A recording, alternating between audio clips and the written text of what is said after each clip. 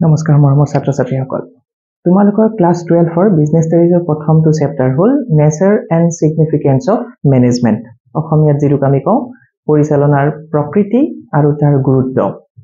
এই চেপ্টাৰটো আমাৰ বাবে খুবেই গুৰুত্বপূৰ্ণ এটা চেপ্টাৰ কিয়নো ইয়াক যদি আমি ভালকৈ বুজি লওঁ তেতিয়াহ'লে এই চেপ্টাৰটোৰ পিছৰ যিমানবোৰ চেপ্টাৰছ আছে তাক বুজিবলৈ সহজ হ'ব কাৰণ গোটেই মেনেজমেন্টৰ বিষয়বস্তুখিনি আমাৰ প্ৰথমটো চেপ্টাৰতে সোমাই আছে গতিকে আমি ভালকৈ ইয়াক অকমান বুজিবলৈ যত্ন কৰো আহা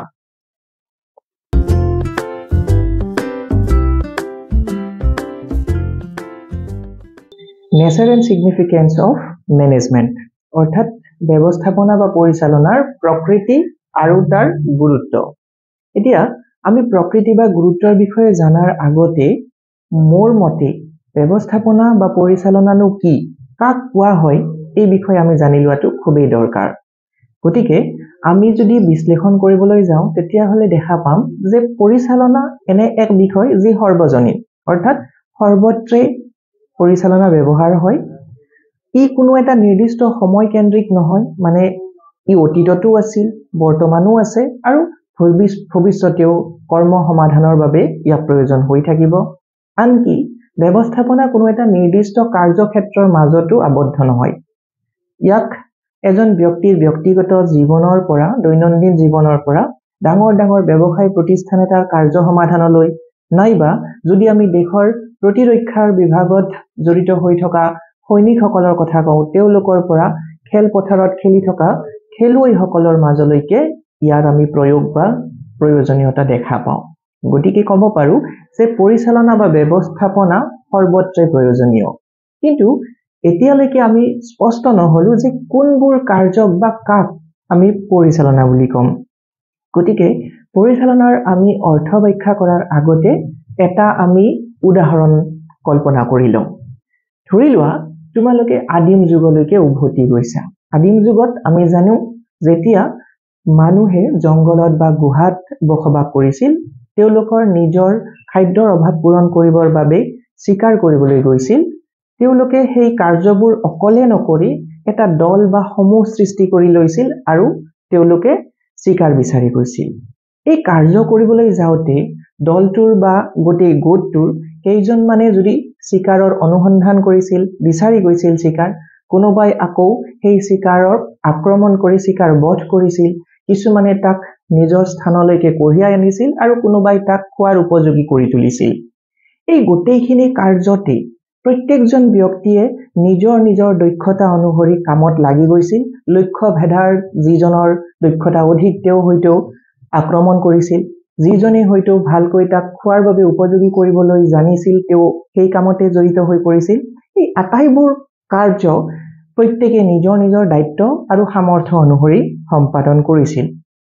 কিন্তু লক্ষ্য কৰিলে দেখিবা যে প্ৰত্যেকজনৰে কিন্তু মুখ্য উদ্দেশ্য এটাই আছিল সেইটো হৈছে তেওঁলোকৰ ভোক নিবাৰণ কৰা আন এটা ইয়াত গুৰুত্বপূৰ্ণ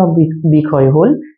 ব্যক্তিসকলে যদিও নিজৰ নিজৰ কাম একে লগ লাগি কৰিছিল কিন্তু প্ৰকৃততে তেওঁলোকৰ দলৰ যিকোনো এজন সদস্য যিজন অকমান দলটোৰ প্ৰভাৱশালী সদস্য আছিল সেইজন ব্যক্তিৰ আদেশ আৰু নিৰ্দেশ মতেহে তেওঁলোকে এই গোটেই কামখিনি গোটেইখিনি সম্পাদন কৰিছিল এই যে গোটেই উদাহৰণটোত আমি দেখিলো কেইবাজনো ব্যক্তিয়ে মিলি তেওঁলোকৰ ভোক নিবাৰণৰ বাবে শিকাৰ বিচাৰি গ'ল শিকাৰ কঢ়িয়াই আনিলে শিকাৰ খোৱাৰ উপযোগী কৰি তুলিলে এই গোটেই কাৰ্যখিনিক আমি একে লগ লগাই ক'ব পাৰো পৰিচালনা গতিকে এই উদাহৰণটোত যদি যিখিনি তথ্য আমি পালো এই তথ্যখিনি পুনৰ এটা ডাঙৰ আধুনিক যুগৰ ব্যৱসায় প্ৰতিষ্ঠানৰ লগত মিলাই চাওঁ তথাপিও আমি সেই একেখিনিকে দেখিবলৈ পাম কল্পনা কৰা ডাঙৰ ব্যৱসায় প্ৰতিষ্ঠান এটালৈকে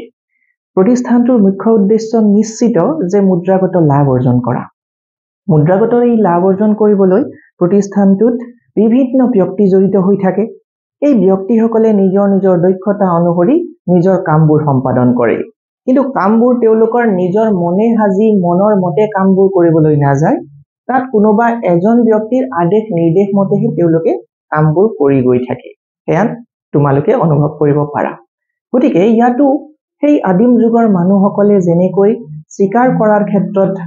এটা সংগঠনৰ অধীনত কামবোৰ কৰিছিল ইয়াতো দেখিবলৈ পাবা যে এজন ব্যক্তি বা একাধিক ব্যক্তিৰ সংগঠনত বাকিবোৰ ব্যক্তিয়ে নিজৰ নিজৰ দক্ষতা অনুসৰি কামবোৰ সম্পাদন কৰি গৈ আছে গতিকে এই ব্যৱসায় পৰিচালনা কৰা বা ব্যৱসায়ৰ কামবোৰ সম্পাদন কৰা প্ৰক্ৰিয়াটোকো আমি ব্যৱস্থাপনা বা পৰিচালনা বুলিয়ে কম একেদৰে যদি মই অকমান আগতে কোৱাৰ নিচিনাকৈ দেশৰ প্ৰতিৰক্ষা বিভাগত জড়িত হৈ থকা সৈন্যসকলৰ কথা কওঁ তাতো এখন যুদ্ধত অৱতীৰ্ণ হোৱাৰ আগতে কোনোবা এজন দলপতিয়ে বা বিভাগীয়